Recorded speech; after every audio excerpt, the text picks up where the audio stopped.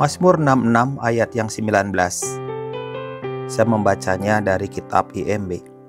Sesungguhnya Elohim telah mendengar, Dia telah memperhatikan suara doaku.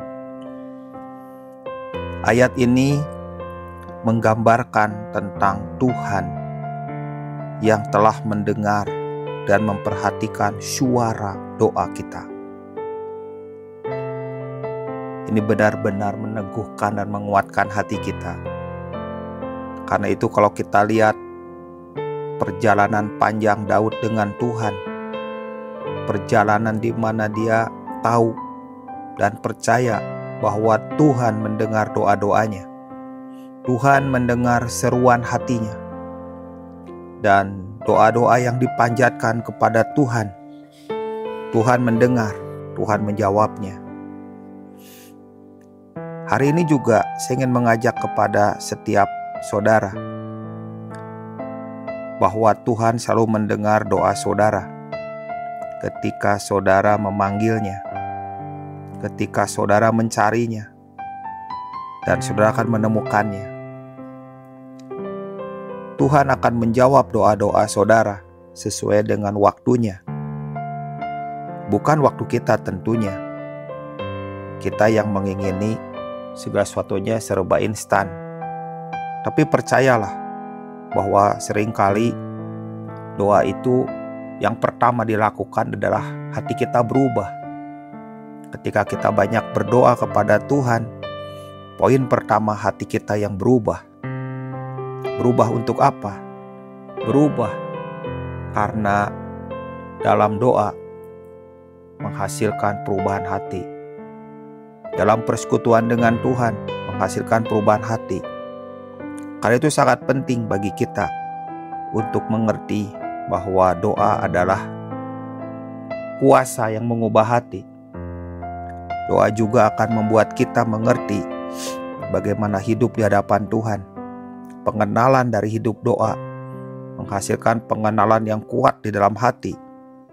Karena itu ayat di dalam Mazmur 34 ayat 15. Mata Tuhan tertuju kepada orang-orang benar, dan telinganya kepada teriak mereka minta tolong. Ayat ini meneguhkan, ayat ini berbicara, ayat ini menguatkan bahwa mata Tuhan tertuju pada orang-orang benar, dan telinganya, saya menambahkan, telinganya disedengkan kepada teriak mereka minta tolong. Itu berbicara tentang Tuhan mendengar doa kita. Karena itu Mazmur 27 ayat 7 dan 8, seruan dalam hatinya Daud yang dipanjatkan kepada Tuhan. Dengarlah Tuhan seruan yang kusampaikan, kasihanilah aku dan jawablah aku. Hatiku mengikuti firman-Mu, carilah wajah-Ku, maka wajah-Mu kucari ya Tuhan. Ayat ini menjelaskan beberapa poin penting. Pertama, Daud menaikkan doa kepada Tuhan, memohon kepada Tuhan supaya Tuhan memberikan belas kasihan kepadanya dan menjawabnya. Tetapi hal yang penting selain hati untuk memanjatkan doa kepada Tuhan, Daud mengikuti firman-Nya. Firman-Nya berkata apa? Carilah wajah-Ku. Di dalam doa itu, Daud mencari wajah Tuhan. Seringkali kita hanya memanjatkan doa tanpa dibarengi dengan mencari wajah Tuhan. Apa yang kurang dari doa-doa yang kita naikkan? Kekurangannya adalah kita tidak mencari wajah Tuhan. Sementara di dalam ayat 1 Yohanes 5 ayat 14, dan inilah keberanian percaya kita kepadanya, yaitu bahwa Ia mengabulkan doa kita jikalau kita memintanya sesuatu kepadanya menurut kehendak-Nya. Bagaimana kita bisa meminta sesuatu kepadanya menurut kehendak-Nya? itu berbicara tentang mencari wajah Tuhan.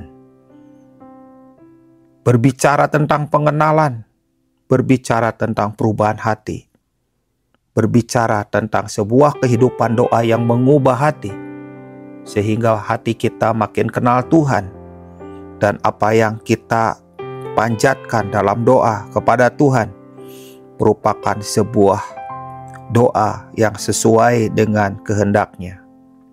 Itulah doa, dan Tuhan senang mendengar doa orang-orang percaya yang mengerti hatinya.